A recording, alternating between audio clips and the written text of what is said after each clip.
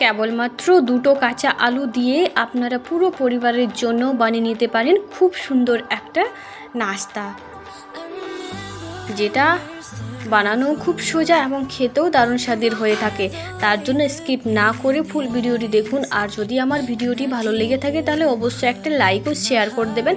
আর যদি আমার চ্যানেলটিতে নতুন হয়ে থাকেন তাহলে একটা সাবস্ক্রাইব করে দেবেন আরও নতুন নতুন ভিডিও পাওয়ার জন্য।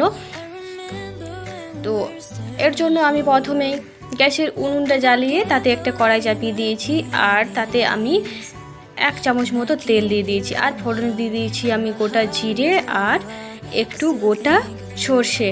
আর এখানে আমি নিয়েছি একটা বড় সাইজের কাঁচা লঙ্কা, যেগুলো আমি কুচি কুচি করে কেটে নিয়েছি। তো আপনারা নিজেদের পরিমাণ মতো ঝালটা বাড়িয়ে কমিয়ে নেবেন।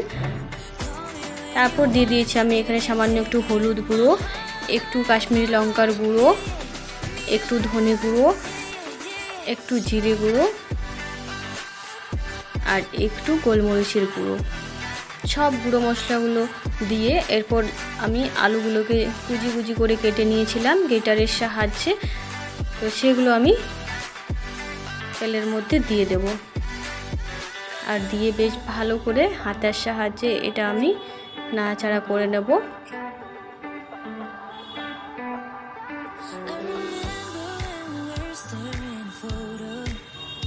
এরপর দিয়ে দেবো স্বাদ অনুযায়ী লবণ, যাতে আমার আলুগুলো তাড়াতাড়ি করে সিদ্ধ হয়ে যায়।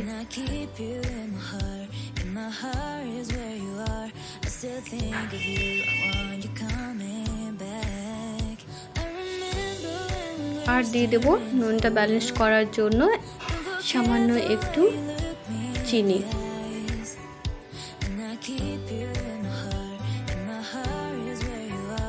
এটা কিছুক্ষণ আমি এভাবে নাড়াচাড়া করে কিছুক্ষণ রেখে এটা আলুটা সিদ্ধ হওয়ার জন্য অপেক্ষা করব।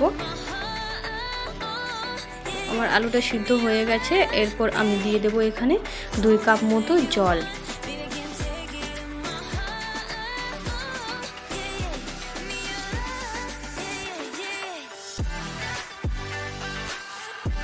জলটা ফুটে এলে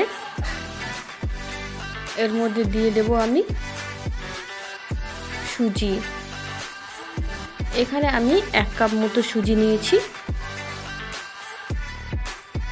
সুজিটা দিয়ে আমি গ্যাসের উনুনটা হাই করে ভালো করে নাড়াচাড়া করে নেব।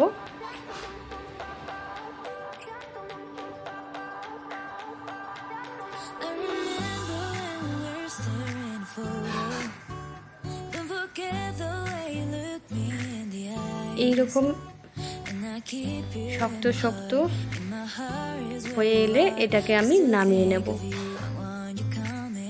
আর এখানে আমি নিয়েছি একটা চৌকো বক্স। এটাতে আমি একটু সাদা তেল ব্রাশ করে নেব, যাতে এই বক্সের গায়ে না লেগে যায়।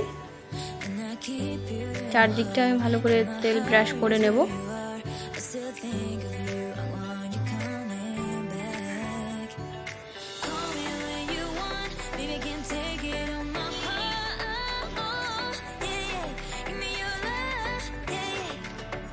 তারপর নাস্তাটা আমি এর মধ্যে দিয়ে দেব।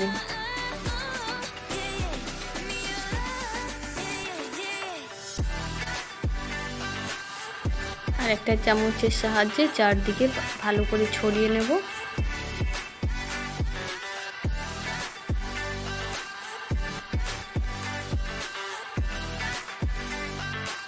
দেখুন, এটা আমি কিছুক্ষণ রেখে দেব ঠান্ডা হওয়ার জন্য।